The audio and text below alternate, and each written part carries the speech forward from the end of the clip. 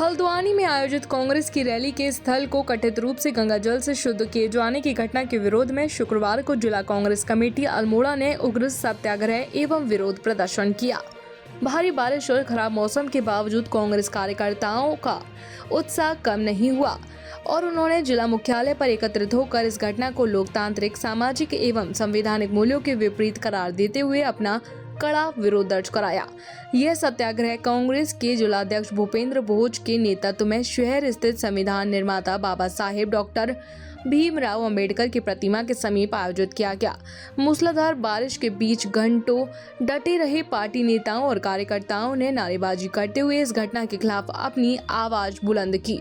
इस दौरान वक्ताओं ने स्पष्ट शब्दों में कहा कि एक स्वस्थ लोकतंत्र में सभी राजनीतिक दलों, विचारों और उनके कार्यक्रमों का परस्पर सम्मान होना चाहिए। प्रदर्शन के दौरान कांग्रेस नेताओं ने तीखा हमला बोलते हुए कहा कि किसी भी राजनीतिक कार्यक्रम के स्थल को गंगा जल से शुद्ध किए जाने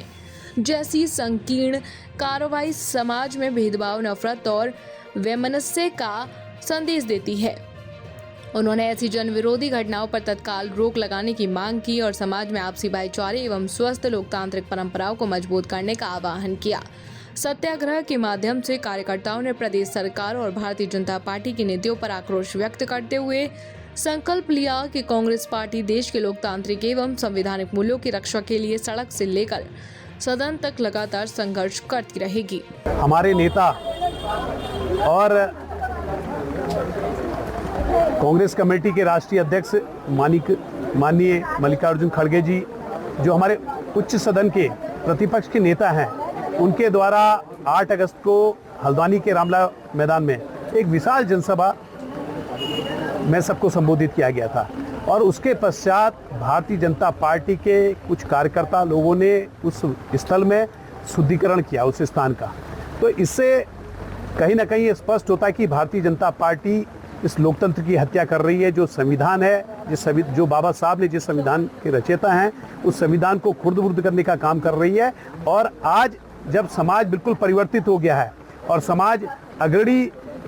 आगे बढ़ रहा है, लगातार आगे बढ़ रहा है, और आज इस तरह के जब छुआछूत हट गया है और एक समानता का अधिकार हो गया, समरसता का अधिकार हो गया है, और आज भारतीय जनता पार्टी इस तरह की व्यवस्था फैलाने का काम कर रही है, इस तरह का कार्यकृत करने का काम कर रही है, और मैं समझता हूँ कि इनको कभी माफ़ नहीं किया जाएगा। और हमारी वरिष्ठ पुलिस अधीक्षक नैनीताल से एक अपील है कि तत्काल इसकी गहन जांच करके जो दोषी हैं उनके खिलाफ कार्रवाई होनी चाहिए, और कांग्रेस कभी माफ़ नहीं करेगी। और इसको लेके आज अखिल भारतीय राष्ट्रीय कांग्रेस कमेटी के दिशा निर्देशों आज हमने यहाँ पर ये अपना प्रदर्शन किया है, गोष्ठी करी है, और जिन लोगों ने इस तरह का कृत्य किया है उनके खिलाफ यहाँ पर आक्रोश व्यक्त किया है। और अगर उनके खिलाफ कार्रवाई नहीं की जाती तो कांग्रेस चरणबद्ध तरीके से इसको आंदोलन करेगी, क्योंकि कहीं ना कहीं ये समाज को बांटने का काम कर रहे हैं और यहाँ पर पूरे देश को बांटने का काम कर रहे हैं। अगस्त को हमारे राष्ट्रीय अध्यक्ष मल्लिकार्जुन खड़गे जी जो है हल्द्वानी के रामला मैदान में आए थे और वहाँ पे एक ऐतिहासिक उन्होंने रैली को वहाँ पे संबोधित किया था। लेकिन उसकी रैली के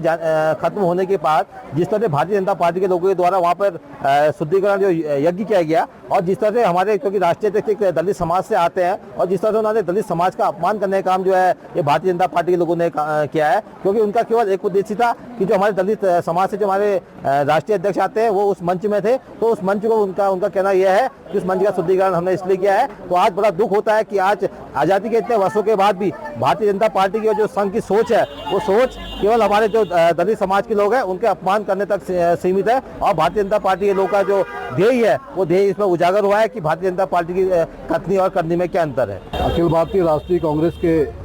राष्ट्रीय अध्यक्ष माननीय मल्लिकार्जुन खड़गे ने हल्द्वानी में जिस मैदान में